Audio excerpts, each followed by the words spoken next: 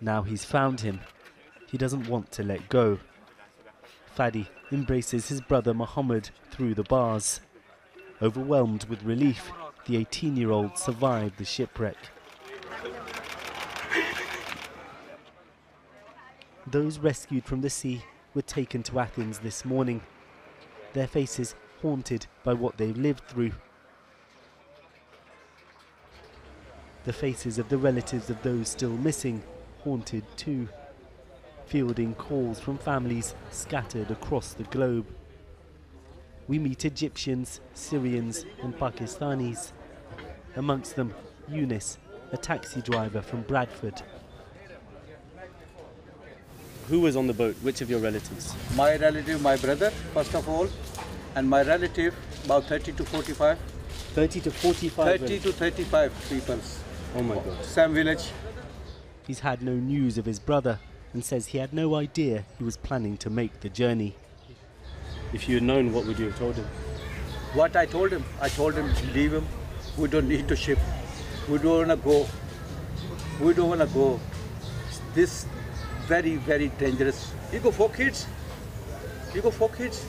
He was very happy. Biggest son 10 years, younger than 9. Other one 7, other one 4. Does his wife and his kids, do they know yet? I didn't tell anything there. I didn't tell anything. How can I say? I can't say. I don't know the word if I say something. This is the fishing vessel up to 750 migrants were packed onto. There's still confusion about how exactly this boat sank. The Greek Coast Guard claims that offers of help were refused, but a migrant charity says it received frantic calls from some of those on board. There are reports that the boat capsized after a rope was thrown towards it by the Coast Guard, but that contradicts their version of events. For the relatives of the dead, of the missing, as well as grief, there's anger. We were just 2 brothers. My world is finished, Shabazz tells me.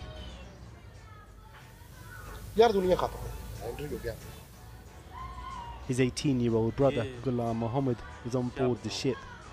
This was him at his wedding in Pakistan just 3 months ago. Shabazz managed to speak to others who survived about what happened. ये Greek हुकूमत कह रहे हैं ना, Greek हुकूमत कह रहा है कि ये बोट इटली की तरफ जा रहा था और जब उन्होंने बोट के साथ राब्ता किया कि आप हमारा मदद चाहिए, उन्होंने बोला कि नहीं मदद नहीं चाहिए, हम इटली की तरफ जा रहे हैं, बस हम ठीक है। ये मतलब ये ग्रीक हुकूमत कह रहे हैं। सब गलत बयान किया है। शिप रुक गया, शिप जा ही नहीं रहा। शिप रुक गया ब्रदर, शिप चल ही नहीं रहा। इटली को कैसे जा रहा है? शिप का इंजन खराब हो गया, शिप रुक गया। यार इन लोगों ने शिप डूबने तक इंतजार किया लैंड। जब शिप डूबा, इन लोगों ने rescue. The numbers arriving in Europe are rising once again, but there's still no solution in sight. The issue as divisive as ever. As we wait to speak to a doctor treating survivors, another man approaches, railing against illegal migrants.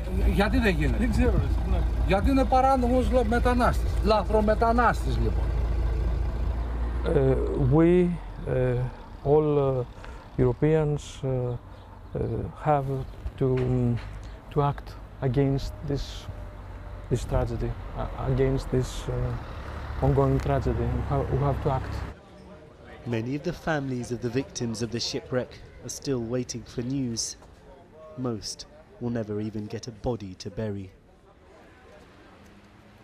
Data released by Frontex, the European Border Agency, today showed there had been around a 10% increase in irregular arrivals into Europe in the first 5 months of this year compared to the same period last year. Some routes in have actually seen a drop in numbers, but we've seen a massive rise in the number of boats travelling from Libya and North Africa towards Italy, more than double the figure for the first 5 months of last year. And now, as ever, there's talk of a crackdown on smugglers, on people smugglers. But as long as there are people who are willing to make this journey, desperate enough to do so, there are going to be others who are all too ready to make money off them. Secunda Kamani in Kalamata. Well, earlier I spoke to Georgia Linardi, the spokeswoman for Sea-Watch, a charity that operates rescue vessels in the Mediterranean. And I began by asking her what the key questions are about this disaster? Well, the key questions is what happened to the duty to rescue. So if we look at the situation and the first declarations by the Greek government right after the disaster, they said that the people did not want to be rescued. But actually, the Greek Coast Guard should know that it doesn't matter what the intention of the people were. They had the duty to intervene and rescue these people. But this did not happen. I mean, it's a situation where the authorities of at least 3 European countries were informed, and a Frontex aircraft flew over it. As a matter of fact, for over 24 hours, there was no rescue operation in place. Plus, it seems from the volunteers from the alarm phone network that actually the people did not aware of the intention of not being rescued at all. Apparently, they also lost the motor. This has been also reported by the Greek Coast Guard. So where would they have made it without even an engine? I mean, what do you think the Coast Guard's approach is? And how far away is it from what it should be? I mean, unfortunately, what we're seeing now, it's the continuation of a practice that is quite well affirmed in the Mediterranean Sea.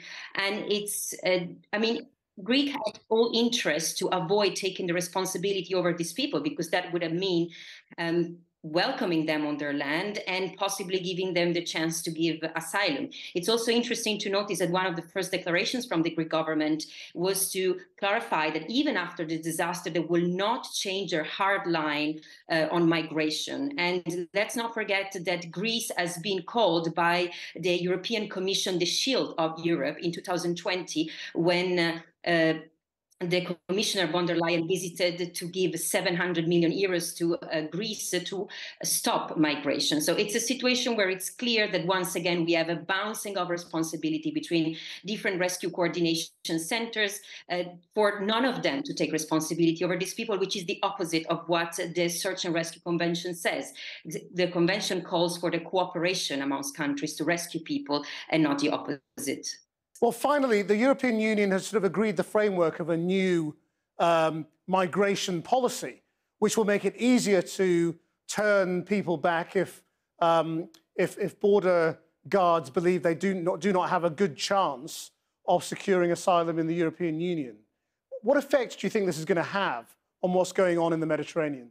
Well, I think that what we have seen in the past years, since the application, the implementation of the European externalization policy started from 2017 in Libya, but a year before, 2016, with the deal between the European Union and Turkey, is a situation where even though the European Union is putting a lot of efforts in turning people back or returning people, people find ways to leave.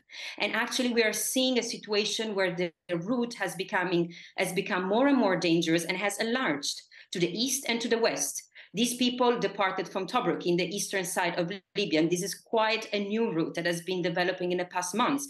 At the same time, we have more and more people trying to cross from Tunisia in the west. Why? Because of the efforts to have the Libyan coast guards intercepting and sending people back in the traditional central Mediterranean route. So this is the evidence that this kind of policy is not working, is just leading to having people taking more dangerous routes.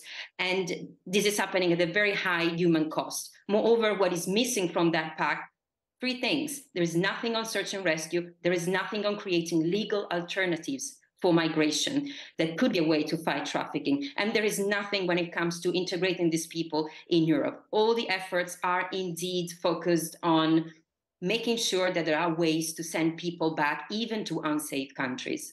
Giorgia Linardi, thank you very much. Thank you.